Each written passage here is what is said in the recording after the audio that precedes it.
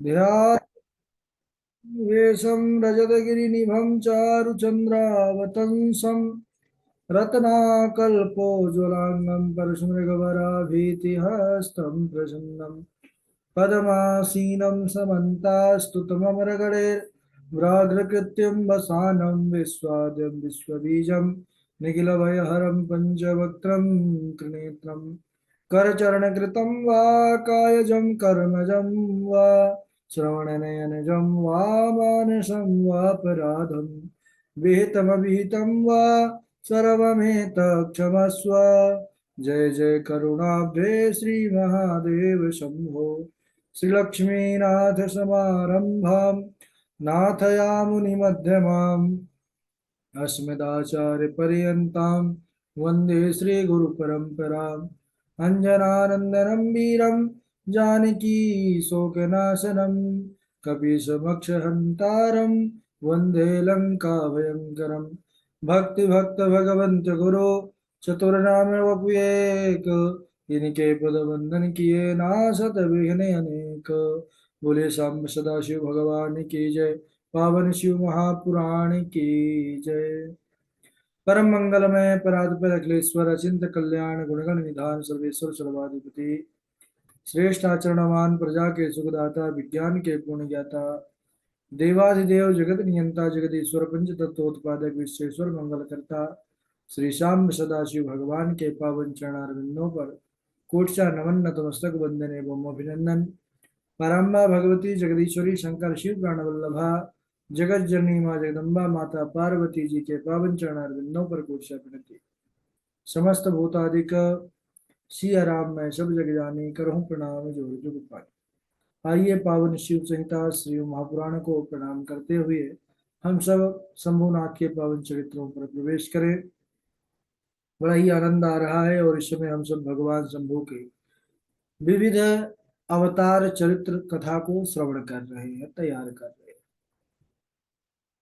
हम सब पूर्व पर चर्चा कर रहे थे कि भगवान किस प्रकार यतिनाथ के रूप में आकर के जो भील थे, आहुक और आहुका, दोनों पर कृपा किए, दोनों की धर्म की परीक्षा लिए। आहुक तो उनकी आतिथ्य सत्कार करते हुए अपने जीवन को भी समर्पित कर दिया सज्जनों। बाद में आहुक और आहुका ही नल दमयंती के नाम से हुए और यह हंस के रूप में आकर उनका संयोग कराए। भगवान शिव का एक और अवतार हुआ कृष्ण दर्शन अवतार। बोले यह कृष्ण दर्शन अवतार कब हुआ? तो कथा आती है कि इक्ष्वाकु के वंश में श्राद्ध देव की 9वीं पीढ़ी में राजा नभग का जन्म हुआ, जिसके पुत्र हुए नाभाग, और नाभाग के विष्णु भक्त अम्बरीश हुए। अम्बरीश तो भगवत भक्त, इन्होंने पितामह नभग का चरित्र, जो इनके पितामह कहे गए हैं, उसी के संदर्भ में यह अवतार आता है, कृष्ण दर्शन अवतार। तो श्री कृष्ण दर्शन यानी शिव का ही एक रूप है जिसमें उन्होंने नभग को उपदेश किया है। एक बार की बात है कि जब नभग विद्या अध्ययन करने के लिए चले गए गुरुकुल में और लौट करके आए तो नभग का जो भाग था उनके भाइयों ने बांट लिया और आ करके बोले कि हमको हमारे हिस्से में जो मिला है वो हमको दे दो।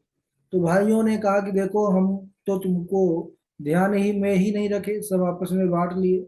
हाँ, और तुम्हारे पास जो है पिता है, पिता को ही तुम ले लो।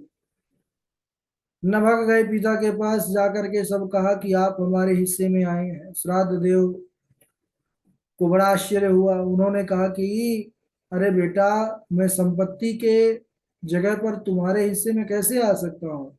तुम्हारे भाइयों ने तुम्हारे साथ छल किया है, लेकिन ठीक है, कोई बात नहीं। लेकिन मैं तुमको कुछ ऐसा उपाय बतलाऊंगा जिससे तुम्हारा दुख दूर हो जाए। अब उन्होंने कथा बतलाई कि आंगिरस गोत्रीय ब्राह्मण बहुत समय से यज्ञ कर रहे हैं और वह यज्ञ में 6वें दिन भूल कर बैठते हैं। तो वैश्य देव संबंधी दो सूक्त उनको बतलाया। कहने लगे कि ये दोनों सूक्त जाकर के उन ब्राह्मणों से तुम कह देना, जिससे उनका यज्ञ निर्विघ्न रूप से पूर्ण होगा और वे सब स्वर्ग चले जाएंगे और प्रसन्न होकर के वे तुमको बहुत कुछ प्रदान करेंगे। अब इधर यज्ञ तो पहले बड़े बड़े होते थे महाराज, बड़ा धन धान्य एकत्रित किया जाता था, तो इतना बच जाता था धन कि उससे ही व्यक्ति धनवान हो जाए। तो बोले कि इस उससे ऋषि लोग प्रसन्न होकर के तुमको इतना धन दे देंगे कि तुम्हारा दुख यह धन का हमेशा के लिए दूर हो जाएगा। पिता के वचन सुन करके नभग वहां गए जहां पर ये ऋषि लोग मुनि लोग यज्ञ कर रहे थे, और जा करके वही जो पिताजी ने बताया था पढ़ाया था वैश्य देव संबंधी दो सूक्त उनको जाकर बतलाया।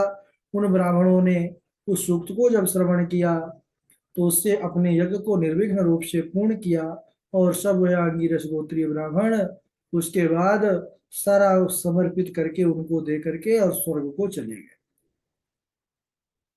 अब इधर वह जब नभग यह यज्ञ के अवशिष्ट पदार्थ को लेकर के आने लगे तो उसी समय भगवान शिव कृष्ण दर्शन रूप में वहां पर प्रकट हो गए। उत्तर दिशा से एक पुरुष प्रकट हुए, इन्हीं का नाम है कृष्ण दर्शन। बोले कृष्ण दर्शन भगवान की जय। अरे बोले कि हे नभग, यह यज्ञ के अवशिष्ट पदार्थ पर तो मेरा अधिकार है, तुम कैसे इसको लिए जा रहे हो? नमक बोले कि हे महाराज, यह धन तो ऋषियों ने मुझे प्रदान किया, इसलिए है, मेरा है, आप कौन है जो मुझे रोक रहे हैं?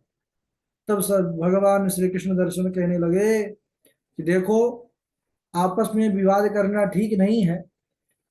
तुम जाकर इस विषय में अपने पिता से ही ज्ञात करो, पता करो कि यज्ञ से अवशिष्ट पदार्थ पर किसका भाग है।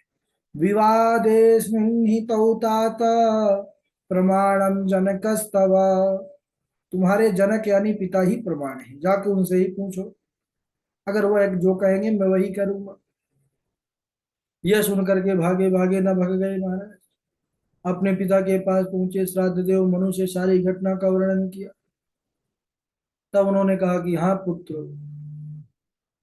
भगवान शंकर जो हैं, भगवान शंकर उन्होंने ये निश्चय किया, उनके द्वारा यह निर्णय हुआ था। दक्ष प्रजापति का जब यज्ञ विध्वंस हो गया था उनके क्रोध से, तो अवशिष्ट पदार्थ पर उनका भाग होगा, ऐसा ही देवताओं ने निर्णय किया था उनके पक्ष में।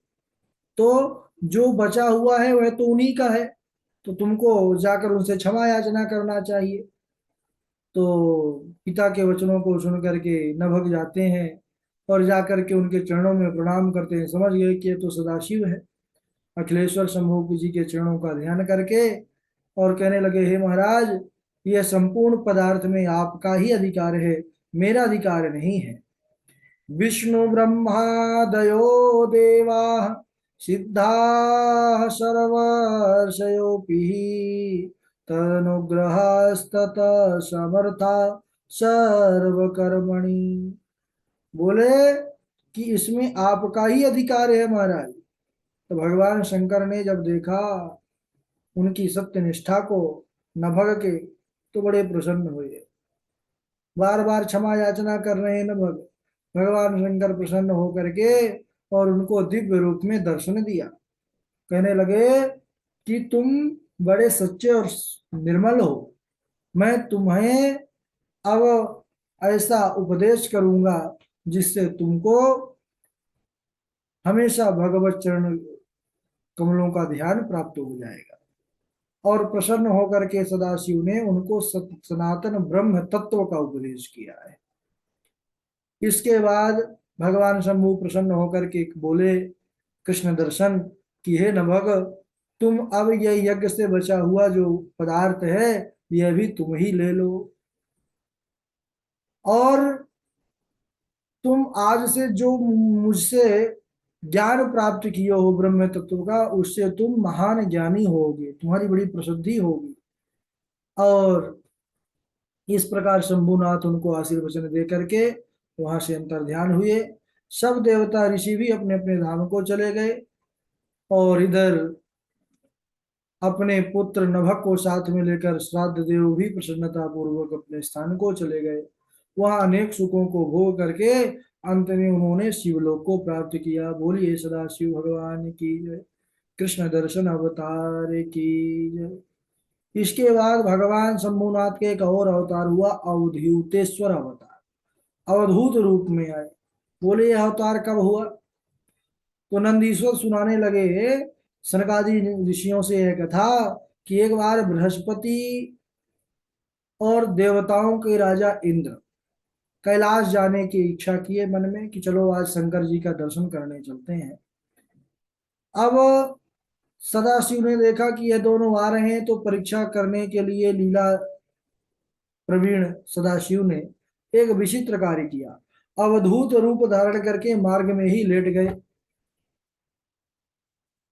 मार्ग को रोक लिया और जब उसी मार्ग पर इंद्र आया, देव गुरु बृहस्पति भी थे, तो मार्ग पर जो पुरुष लेटे भये थे वह तो सदाशिव ही थे अवधूत रूप में। इंद्र पहचान ना पाया अपने ऐश्वर्य के मद में, कहने लगा तुम कौन हो और हे अवधूत दिगंबर वेश वाले, तुम कहाँ से आए हो? तुम्हारा नाम क्या है? जल्दी बताओ। तुम इस प्रकार मार्ग को रोक करके क्यों पड़े हो? क्या तुम मुझे जानते नहीं हो? अच्छा यह बतलाओ, सदाशिव कहाँ है? घर में ही है कि बाहर है कहीं? इस प्रकार अभिमान भरी बातें महाराज देवराज इंद्र कहने लगे। अब वह तो सदाशिव थे, परीक्षा ले रहे थे धर्म की, वह चुप रहे तो इंद्र का क्रोध बहुत बढ़ गया महाराज। उसको लगा कि अरे मैं देवताओं का राजा इंद्र हूँ, ये मेरे बातों का जवाब क्यों नहीं दे रहा। देवराज इंद्र ने ललकार करके वज्र उठा लिया, कहने लगा अरे तू तो बड़ा मूर्ख है, इस प्रकार लेटा हुआ है, तू मुझे जानता नहीं क्या मैं देवताओं का राजा इंद्र हूँ? आज देखता हूँ मेरे इस वज्र से तुझे कौन बचाता है। वाह भाई, सदाशिव पर ही ऐसा देवराज इंद्र ने अपराध इतना बड़ा कर दिया।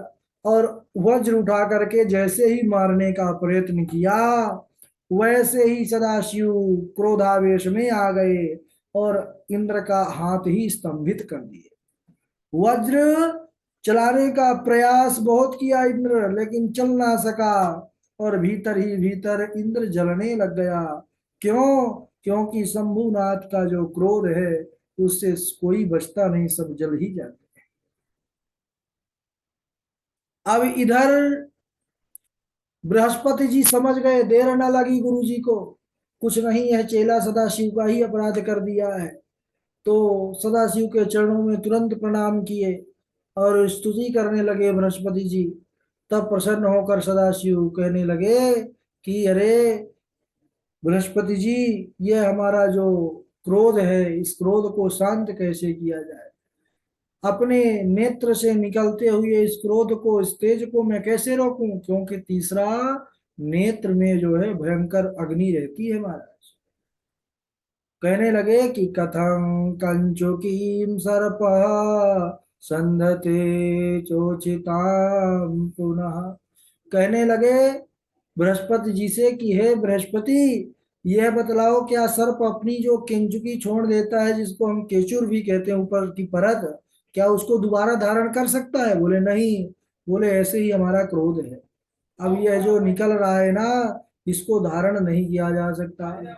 तो बोले क्या किया जाए? बोले आप अपने इस महान तेज को कहीं किसी और जगह पर स्थापित कर दो।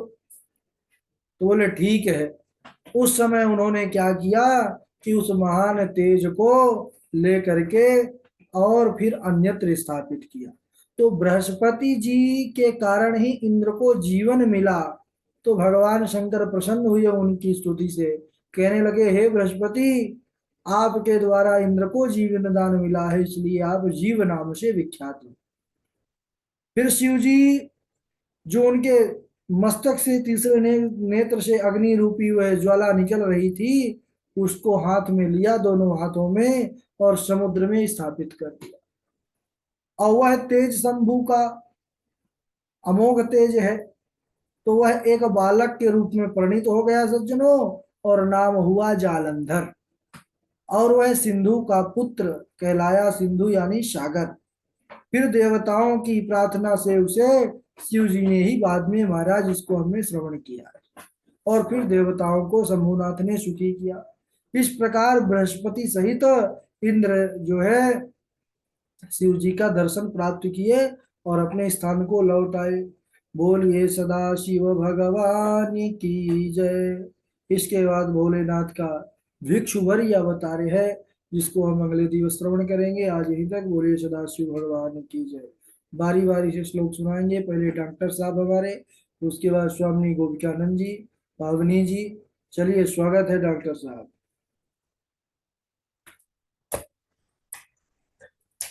राधे राधे गुरुदेव। जी राधे राधे, सुनाइए।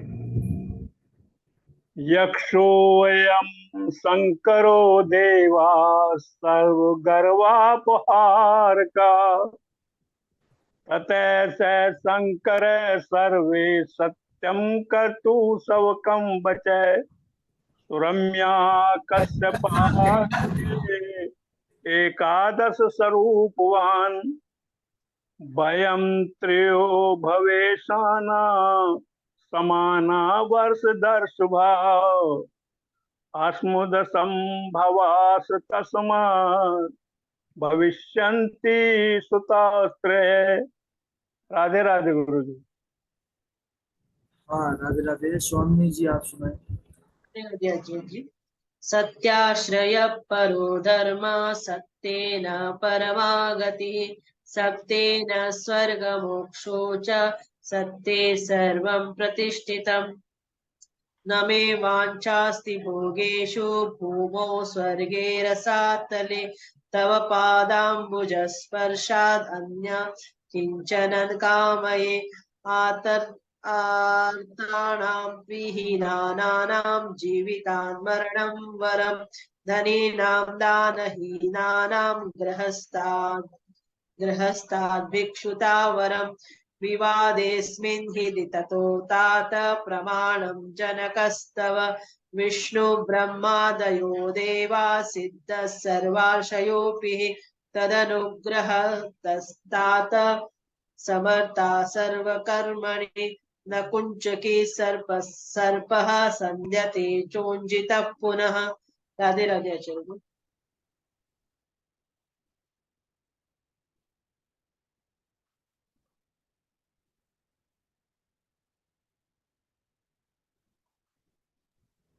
चलिए, बहुत बढ़िया। पावनी आप सुना दीजिए। राधे राधे गुरु जी, क्षमा चाहते हैं 2 दिन से नहीं जुड़ पाया, इसके क्षमा चाहते हैं। कुछ किसी का आना हो गया तो फिर हमें कहीं जाना भी पड़ा, इसलिए क्षमा चाहते हैं। अहो सुरा दुश्चराश्च सर्वे स्वकार्य दक्षाय बुधाश्च लुब्धा तस्माच्च सर्वे पशवो भवन्तु शेन्द्राश्च मेद्या प्रभृत्युवाच षोडशाब्दावधीर्णां जन्मतो न भवेच्च सा तथा च सर्वभक्तानां सत्यमेतद्मेव च सत्राश्चया परो धर्मः सत्येन परमागति सत्येन स्वर्गो मोक्षो च सत्ये सर्वं प्रतिष्ठितम् न मे वाञ्छासि भोगेषु भूमौ स्वर्गे रसातले तत्पादाम्बुस्पर्शात् तत्किञ्चिन् कामये आत्राणां हिरण्यानां जीवितान् मरणं वरं धनीनां दानहीनानां गार्हस्थ्याभिच्युता वरम्। राधे राधे।